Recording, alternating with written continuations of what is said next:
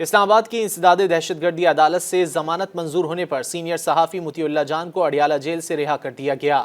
انسداد دہشت گردی عدالت اسلام آباد میں مطیع اللہ جان کے خلاف منشیات اور دہشت گردی کیس کی سماعت ہوئی تھی۔ عدالت نے مطیع اللہ جان کی 10,000 روپے کے مچلقوں کے عوض ضمانت منظور کر لی تھی۔ سینئر صحافی مطیع اللہ جان کے اہل خانہ نے 2 روز قبل یہ دعویٰ کیا تھا کہ انہیں بدھ کی رات پیمز اسپتال کی پارکنگ سے ساتھی صحافی ثاقب بشیر کے ساتھ نامعلوم افراد نے اغوا کیا تھا، تاہم ثاقب بشیر کو کچھ دیر بعد چھوڑ دیا گیا تھا۔ اس کے بعد گزشتہ روز ہی اسلام آباد کے مارگلہ تھانے کی پولیس نے مطیع اللہ جان کی گرفتاری ظاہر کر دی تھی۔ صحافی مطیع اللہ جان کے خلاف پولیس اہلکاروں پر حملے اور منشیات لے جانے کے الزام میں انسداد دہشت گردی کی دفعہ سمیت دیگر دفعات کے تحت مقدمہ درج کیا گیا تھا۔ مزید نیوز اپ ڈیٹس اور ڈیجیٹل سٹوریز کے لیے سبسکرائب کریں ڈان نیوز پاکستان۔